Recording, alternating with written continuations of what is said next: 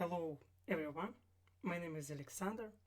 Now I will watch the Russian Revolution OverSimplified Part 1.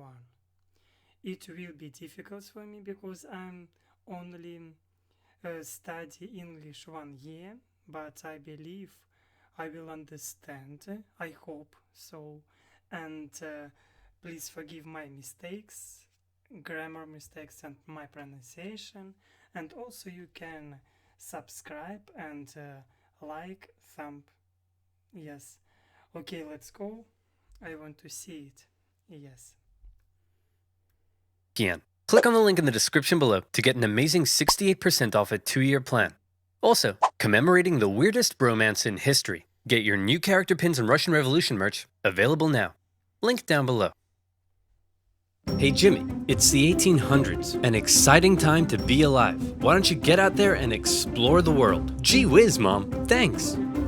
This place is amazing. Where am I? Why, you're in France, my boy. Here we come up with wacky new ways of running a country. Liberty, equality, fraternity. Whoa, welcome to the United Kingdom. Here we invented the train. Whoa, aboard! Holy smokes! You're in a German factory, my friend. Here we harness fire and coal to create all these sexy lederhosen. This is incredible! I can't wait to see where I'll end up next. Where am I? You're in Russia. Have I gone back in time? No, this is just how it is. Are you a farmer? Worse. Technically my landlord... This is how it is. Oh my god. Yes. owns me, which makes me a serf. I'm scared. It is true. In Russia wasn't slaves. In Russia was serfs. Yes. Scared. You should be, because I haven't eaten in 4 days, and you look pretty tasty. Hey, Jimmy, how are your travels? I hate you! Russia in the 19th century. Feudal, underdeveloped, and stuck in the past. While the rest of Europe had been modernizing and improving their citizens' lives, Russia's rulers were taking a different approach. My lord, we're falling behind the rest of Europe. It's time to industrialize, give the people rights, and share your power. Russian czars had no time for pathetic ideas like liberty and modernization because they were too busy having the time of their lives. While the serfs were breaking their backs in the fields, the czars held all the power, and they didn't have to listen to anyone. Want to run the country like a backwards feudal kingdom while the rest of Europe outpaces you militarily and economically? Go right ahead. Want to keep the people uneducated so they don't get any ideas? There's no one to stop you. Want to keep exporting grain even when there's a massive famine causing hundreds of thousands to die? That is your God-given right. While all of this was great for the Tsar, if you were literally anybody else, it probably sucked because Russia was falling behind.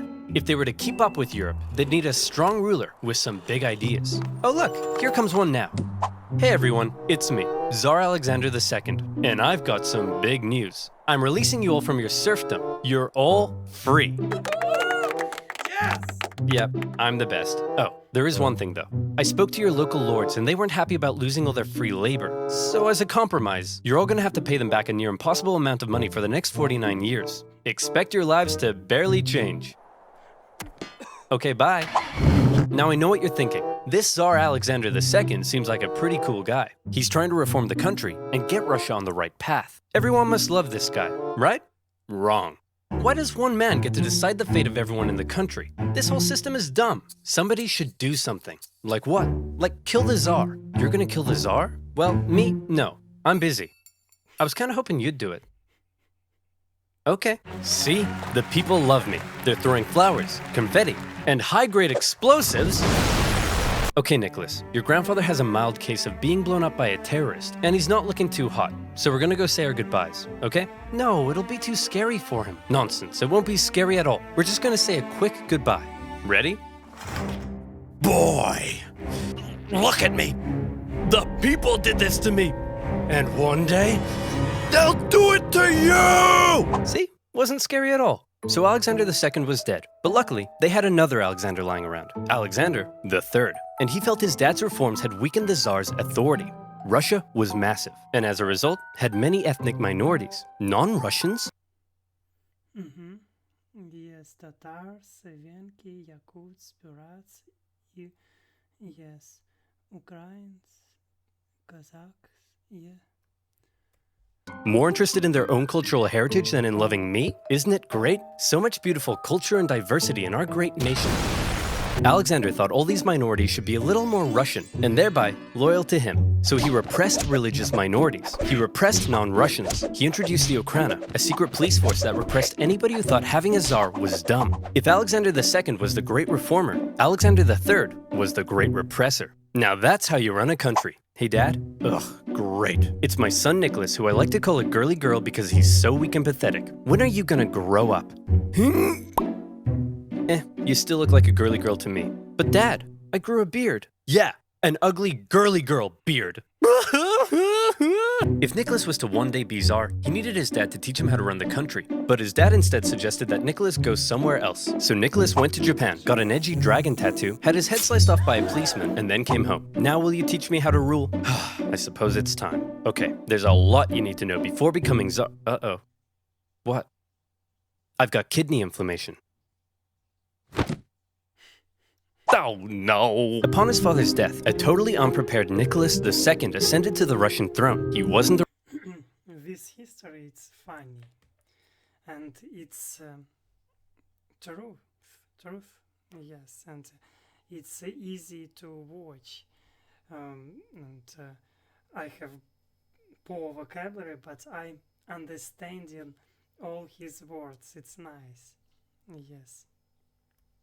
a reformer like his grandfather, nor was he a repressor like his dad. Nicholas was Nicholas, timid, easily swayed, and more interested in doing whatever the hell this is. Or this. Or this.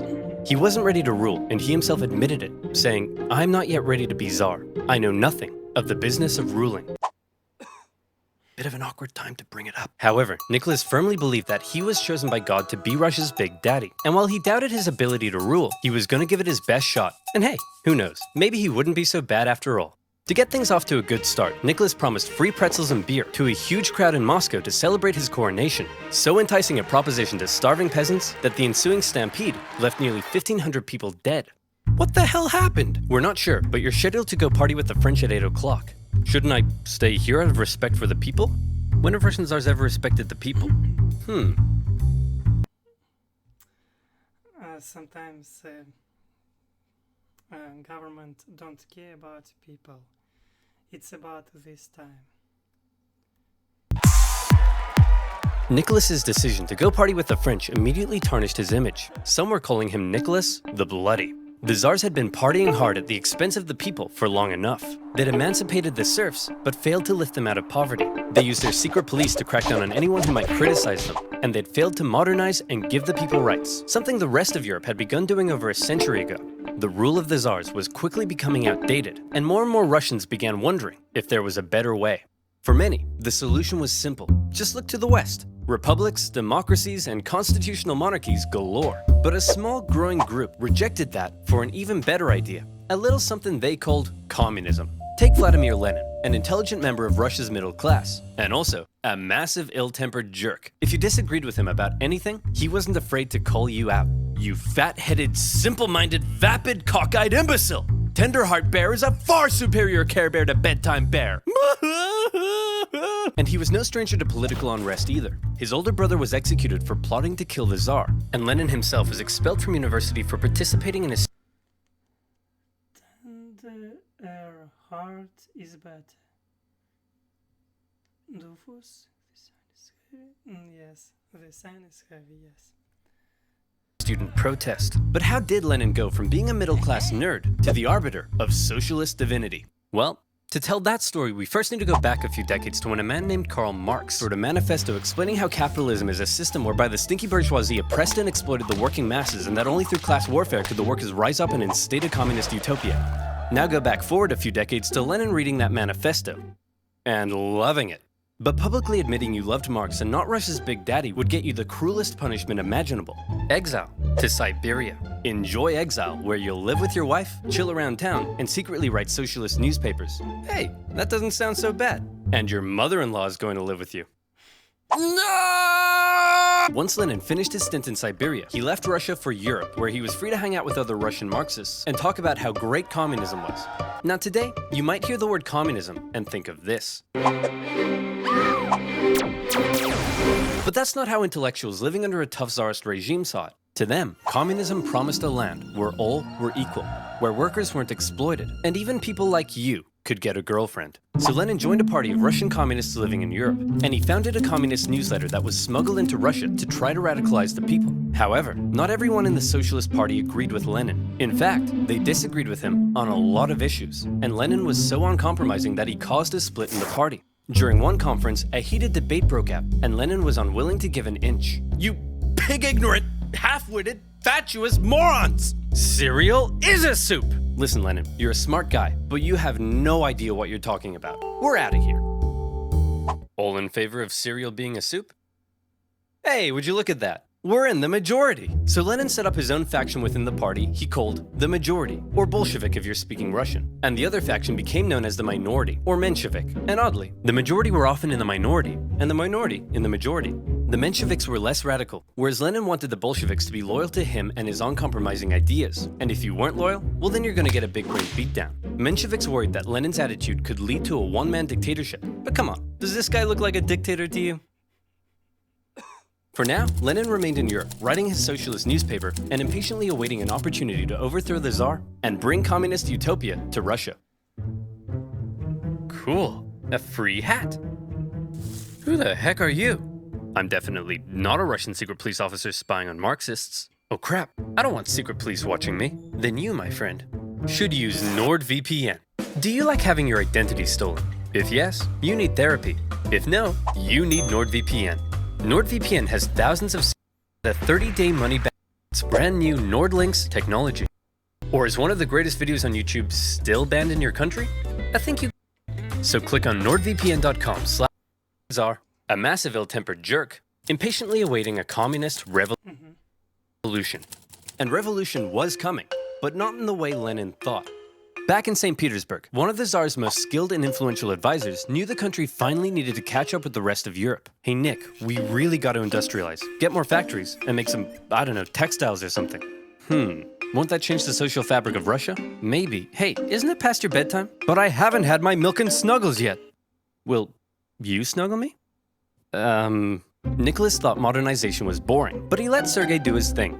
And do his thing he did. He borrowed some money and got Russia some sexy factories. And you know what sexy factories means. Sexy workers. Dirt poor, sexy workers. Long hours, low wages, filthy disease-ridden factories. Sleep in overcrowded dormitories with all your stinky worker friends. Get your arms ripped off in a freak Russian doll accident. Conditions were terrible. But this growing working class wasn't about to take it lying down. They started to do what workers do best. Strike. Despite Sergei's efforts, people in Russia still weren't happy. Peasants were still poor, liberals still wanted reform, and now the workers wanted better working conditions. And the problem with being an autocrat is that when everyone's unhappy, there's only one person to blame.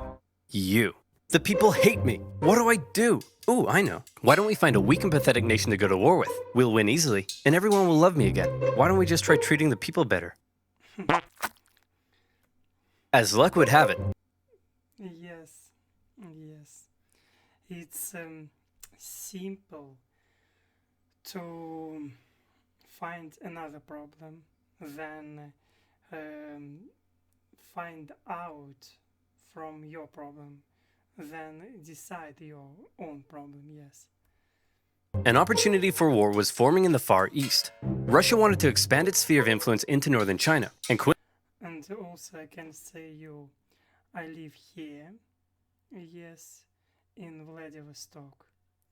It is Japan, it is South Korea, it is North Korea, and it is China.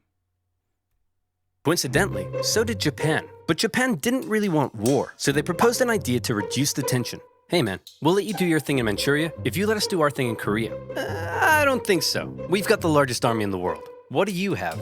I'm the Emperor of Japan. I have a giant mecha suit. Whoa.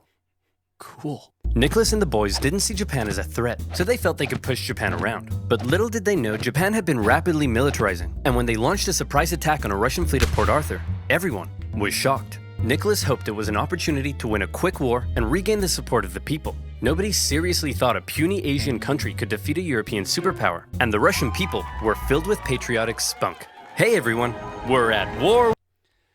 Russia is always superpower with very poor people. Yes, it's my opinion, of course. With Japan! Hey everyone, we're losing the war. The Japanese won, an embarrassing defeat for Tsar Nicholas. Russia had enough problems, but now it had been internationally humiliated. The public were outraged. Unrest increased. Nicholas needed snuggles now more than ever. The tension was rising rapidly, and Russia was on the verge of revolution. All it needed was one disaster to push it over the edge. And that disaster would come in January 1905 from an unlikely source, a handsome Orthodox priest named Father Gapon. Father Gapon was leading workers and their families to the Winter Palace, but this wasn't some violent uprising, it was a peaceful protest. They wanted to deliver a petition to Nicholas, which simply asked for more freedom and better working conditions. The protest was One moment. protest. They wanted to deliver a petition to Nicholas, which simply asked for more freedom and Better working conditions, better working hours, limitations on state officials' power, introduction of a national parliament. better working conditions. The protest was actually so peaceful and respectful that the Marxists thought it was a big waste of time. Hey Nicholas, some priest is leading a peaceful protest. Says here they want to give you a petition. A peaceful petitioning priest? I better get out of here. Nicholas had actually left the Winter Palace days earlier, and in his place, they brought in a truckload of troops, ordered to stop Father Gapon from reaching the palace. Hello, good sir, and long live the Tsar. Please, allow me to pass this simple petition to our dear father, Nicholas II. Good day to you too. Please, allow us to respond by opening fire. What began as a peaceful protest ended in tragedy. Imperial soldiers opened fire on the crowd. Around 200 civilians died, 800 more were wounded. All they wanted was the opportunity to ask Nicholas to improve their lives. Instead, they were met with bullets. Nicholas didn't personally order the troops to fire, but as an autocrat, I think all countries have a dark list in their history, and in Russia we have book of lists, book with this bad tragedy and bad. It was always with Russia, I think so. he got the blame. The event became known as Bloody Sunday, and Nicholas's reputation plummeted. Strikes erupted across the empire. Workers' demands increased. Liberals demanded political power. Peasants demanded land. The country was out of control, and the 1905 revolution had begun. Listen, Nicholas, peasants seizing my land and murdering my family I can tolerate, but illegally chopping my wood? That's obscene! And the worse I treat my workers, the more they strike. I don't get it. Everyone relax. As long as the military is still on my side, there's nothing to worry about. Sir, the sailors are starting to mutiny. Well, my life just sucks! With Russia still losing to the Japanese, unrest was growing in the military, and some sailors had even taken to killing officers. Having the people against you was bad enough, but if the military joined in, it would be game over. To make matters worse, in October, workers and Marxists, including one Leon Trotsky, began setting up local elected councils called Soviets that coordinated strikes and supplied the workers. Sergei could see the writing on the wall. Things were going south fast, and he needed a big idea to save the Tsar. And luckily, he had just that. You see, all these angry people from different parts of society weren't really working together, meaning there was a weakness to exploit. Sergei wrote a manifesto that would give the liberals an elected assembly called the Duma. It took some convincing, but eventually, Nicholas agreed to share power and have his laws approved by an elected assembly. Hey liberals, here's your stupid manifesto. Happy now? We certainly are. But what about these guys? Aren't you gonna give them what they want? Oh, goodness no. I was just gonna kill them. With the liberals satisfied, and after ending the war with Japan, the Tsar brought thousands of troops home, who then dismantled the Soviets, arrested their leaders, and crushed the peasant uprisings in the countryside. And how about that pesky parliament Nicholas had agreed to share power with? Well, he then wrote a bunch of new laws, which basically said, hey, remember that manifesto I wrote and how you guys were gonna approve my laws? Slight change of plan. Actually, I'm gonna do whatever the hell I want, and you guys are gonna shut up. What? The people won't stand for this. People? What people? You know, this is why people don't like you. And just like that, Nicholas had survived the 1905 revolution. But wait, a revolution? In Russia? Where was Lenin? Well, Lenin and his communist pals were still in exile. He tried desperately to radicalize the uprising, but all he could do was watch. As the movements failed to organize, the liberals sold out the poor, and the Tsar outplayed the people. Furious, he believed Russia had missed a great chance for a real revolution. From now on, he felt the only way left was an armed revolution by the workers. Watching the events of 1905 unfold, Lenin learned a lot. The Tsar, however, would prove to have learned nothing. After the 1905 revolution had failed, the Tsar's new top man was Pyotr Stolypin, and he had big ideas to prevent any more chaos. Step 1, reform agriculture. This'll make the peasants love you. And step 2, we'll kill anyone who doesn't. To discourage any more revolutionary ideas, Stolypin began to crack down even harder on the Tsar's opponents, and thousands were sentenced to death. The noose even earned itself a new nickname, Stolypin's necktie. I don't get it. Oh, I see, because it goes around my neck. That's so funny. But despite the oppression, many positive reforms were also being made, and the Russian economy even began to improve. This was a problem for Lenin. If the people weren't suffering, then they wouldn't support a revolution. Still in exile and lacking funds. Despite the oppression, many positive reforms were also Freedom of speech, right to vote, etc., etc. Yes, 1906. being made, and the Russian economy even began. I'm rich. I mean, we are rich, of course. Can I buy a Porsche? Yet? Economic downturn. I told you I shouldn't be. Yes. And to improve. This was a problem for Lenin. If the people weren't suffering, then they wouldn't support a revolution. Still in exile and lacking funds, the Bolsheviks simply weren't in a position to do anything. Luckily, it was around this time that Lenin met an incredibly handsome Georgian with your second favorite historical mustache, Joseph Stalin. Lenin and Stalin met at a communist convention in Finland, and Lenin liked Stalin because he was a real go-getter and was great at fundraising for the Bolsheviks. And by fundraising, I mean kidnapping, robbing, extorting, bribing, ransoming, assassinating, prison breaking, stealing, bank raiding, executioning, and stealing again. Hey Stalin, the Mensheviks aren't... It's too fast. Sometimes it is too fast for me, but I can understand all pictures because it is history of my country, and I learned this history when I was a pupil, a student at school and at university. So hot in all this stealing, but we still need money. So the next time you do a big heist, just do it quietly. Okay, quietly. Got it. If this isn't quiet, I don't know what is. Stalin's wacky antics eventually got him exiled to Siberia, but he had established himself as a big balls Bolshevik. However, no amount of Bolshevik bulls could stop what was happening. The Russian economy was making a recovery. For the Tsar, things were looking up. This is great. All Nicholas has to do is sit back and not mess anything up. Hey everyone, big news. I'd like to introduce you to my new best friend. He's a crazy, drunken, beardy, horny, scandal-ridden magic wizard man, and he smells like a goat. We're screwed. Rasputin. A dirt-poor peasant from dirt-poor nowhere. But unlike all the other dirt-poor peasants, Rasputin had holy healing powers. And when this holy Rasputin, it's in Russian Rasputin. mystic wandered into St. Petersburg, people began to notice. He quickly became famous, and word of this mystery man and his healing hands made its way to the royal palace. The appearance of a holy homeless healer was of great interest to the Tsar and his wife. As far as royals go, they weren't that inbred, but they were just inbred enough for their son Alexei to get hemophilia. Or in layman's terms, Mamma mia, that's a lot of blood! Knowing Rasputin could heal people, in 1906, Alexandra asked for Rasputin to come and see if Please come and cure my bloody son. Wash first your royally, Alexander. Yes? he could cure their son. And crazy as it sounds, Rasputin did heal Alexei, possibly by taking him off his doctor-prescribed aspirin. Having seemingly done the impossible, Rasputin became very, very close to the royal family. But having a crazy homeless wizard man hanging around wasn't a good look for the Tsar, because Rasputin was freaky. Not only was he a big fan of alcohol, but he'd also throw these crazy parties with Russian nobility, where he'd and all night long, and then he'd his whole head hypnotic eyes, and nobody knew how the goat got on the roof.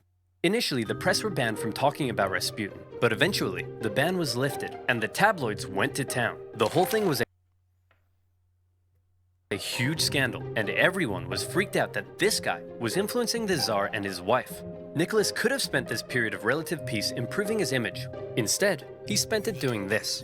But as weird as the whole Rasputin thing was, so long as the economy continued to improve and the people's lives kept getting better, maybe Nick would be okay. Maybe there would be no more revolutions. Maybe this video could even end right here. Or maybe things were about to get worse. A lot worse. You see, the year is 1914, and that means it's time for World War I.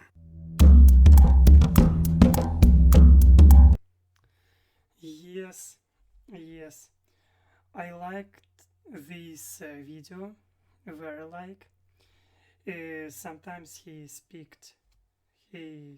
very fast, but I understand, I get it, because maybe I know history in my country, maybe this is reason why I understand.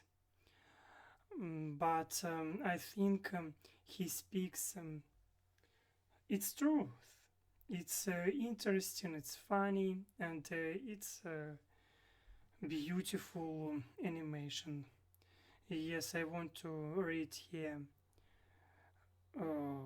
what people say about this video. Yes, okay.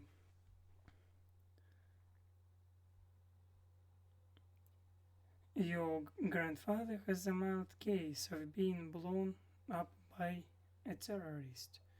Yeah, that's just a casual sickness. Yeah.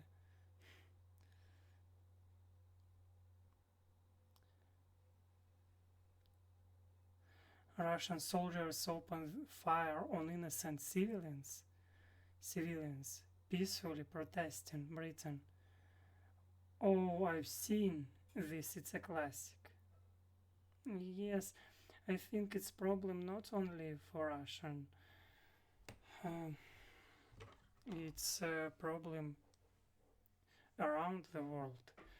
We must find a way to communicate simple people with government.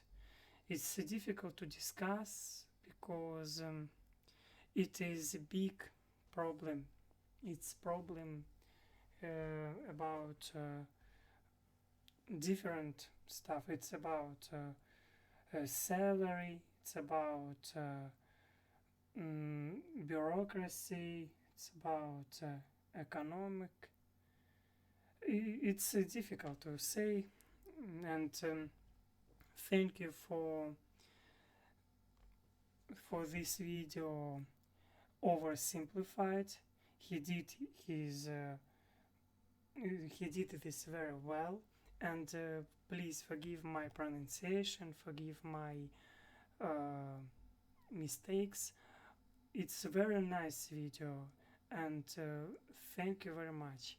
You can also leave thumb up, and you can also subscribe. Bye bye, good luck.